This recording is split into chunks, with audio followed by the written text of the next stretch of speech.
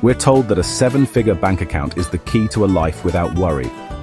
But what if that's the biggest lie we've ever been sold? I bought into it. I chased the numbers, and all it got me was a head full of anxiety and a constant feeling that I was always falling behind. And this isn't just my story, it's the quiet truth for millions. In this video, we're going to pull back the curtain on the lie about prosperity that's making you miserable, and then we're going to do something about it. I'm starting a 30-day experiment to redefine what a rich life actually feels like, and I want you to join me on this journey. So what is this big lie, and why are so many of us falling for it? It's the idea we've all been fed that prosperity and wealth are the exact same thing. That a good life is measured by the size of your house, the logo on your car, or the number of zeros in your bank account. We've been trained to think happiness is a destination you finally reach once you've piled up enough stuff. But the data and the real stories of countless people tell a completely different story. Yes, studies show that having money is linked to happiness, but it's far more complicated than we think.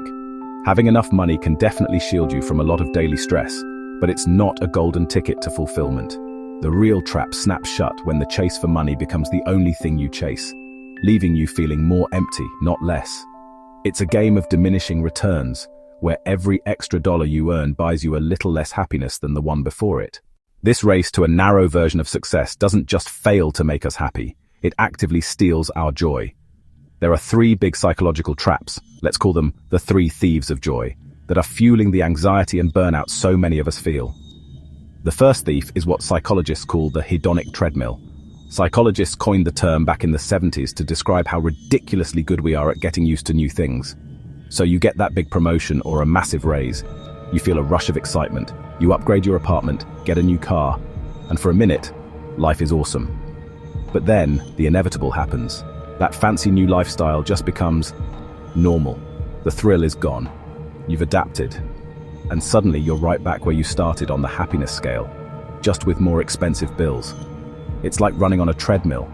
You're putting in all this effort, but you're not actually getting anywhere in terms of lasting happiness. You just start looking for the next thing, convinced that will be the one, and the cycle starts all over again. This leads us to the second thief, the one that cranks the treadmill up to an impossible speed, the comparison trap on steroids. Look, we're human. We've always compared ourselves to others to figure out where we stand. But now, we're not just glancing over at the neighbor's new lawnmower. We're comparing our messy, real, behind-the-scenes lives to the perfectly polished, filtered, and monetized highlight reels of billions of people on social media.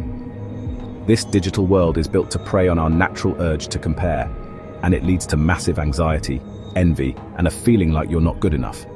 Studies have shown a direct link between heavy social media use and depression, precisely because it shoves upward comparisons in our faces 24/7. You're constantly measuring yourself against people who seem more successful, more attractive, or happier. It's a game you can literally never win because the goalposts are always moving, and the reality you're comparing yourself to isn't even real. And that brings us to the third, and maybe the most tragic thief of joy, the erosion of true wealth. While we're frantically chasing financial wealth, we often end up sacrificing the things that make life truly rich. Real prosperity isn't just about money, it's about our emotional, spiritual, and physical health too. It's having solid relationships, being in good health, and feeling connected to a purpose. When we get obsessed with the numbers, these other more vital forms of wealth begin to crumble. We trade time with family and friends for longer hours at work. We neglect our health, leading to stress and burnout. We lose sight of our values and the things that actually give our lives meaning. We end up with a full bank account, but an empty life. That's not prosperity. That's a special kind of poverty. But what if we've just been chasing the wrong scoreboard? What if true prosperity isn't about what's in your bank account, but about the richness of your entire life? The answer isn't to pretend money doesn't matter. Money is a tool, and a super important one. The answer is to put money back in its place, as one piece of a much bigger, more beautiful puzzle. This is where we get to redefine what a rich life actually looks like. Real, holistic prosperity has a few key ingredients. It includes financial well-being, which is about having stability and being able to meet your needs without constant stress. But it also includes emotional wealth, having deep relationships, confidence, and real connections with people. It includes spiritual wealth, that feeling of being plugged into a purpose or a set of values that guide you. And it includes mental and physical prosperity, having the health, energy, and peace of mind to actually enjoy it all. This isn't just some fluffy idea. It's a blueprint for building a life that feels good on the inside, not just one that looks good from the outside. It's about switching our focus from accumulation to appreciation, from scarcity to abundance, and from chasing everyone else's approval to finding our own fulfillment. Calling out the lie is step 1. Doing something about it is step 2. That's why I'm launching the 30-day True Prosperity Journey, and I really want you to do it with me. This isn't about trying to manifest $1 million.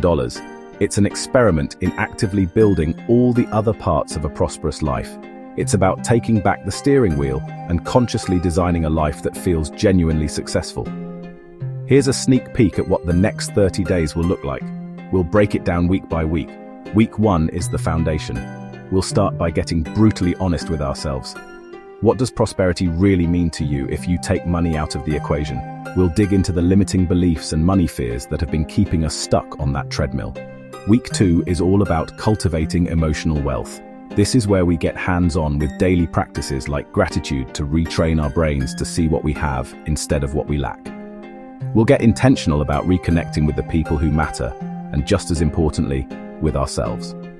Week 3 is about aligned action. This is where we look at our finances, but through a totally new lens. This isn't about pinching pennies, it's about spending with intention. We'll explore mindful spending habits, set goals that actually line up with our values, and maybe even try a positive spending challenge to heal our relationship with money. Finally, week 4 is about living with purpose. We'll focus on tying our daily actions, how we use our time, energy, and money, back to our core values. This is where it all comes together to create a life that isn't just financially sound, but truly, deeply fulfilling. So here is my invitation to you. If anything I've said today has resonated, if you feel that pull for something more than the constant chase, then join me. Don't just watch me do this, do it with me. To make sure you don't miss any part of this 30-day journey, do 2 things right now. First, hit that subscribe button and ring the notification bell. It's your personal commitment to seeing this through. Second, let's kick this off in the comments. Answer this one question. What is one thing, just one thing, you could do tomorrow to feel a little richer in a non-financial way? I'll be reading and replying to as many as I can. This is our space to redefine success together. Let's get started. For way too long, we've been sold a simple story. More money will solve all our problems. But the truth is, financial wealth is just one piece of the puzzle. When it becomes the only piece we care about, it can cost us our happiness, our relationships, and our sanity. But we have a choice. We can choose to step off the treadmill. We can choose to opt out of the toxic comparison game. We can define for ourselves what it means to live a successful, flourishing life. This 30-day journey is our starting line. It's a chance to stop chasing a hollow definition of success and start building a life of real, genuine prosperity. Thanks for watching, and I can't wait to see you in week 1.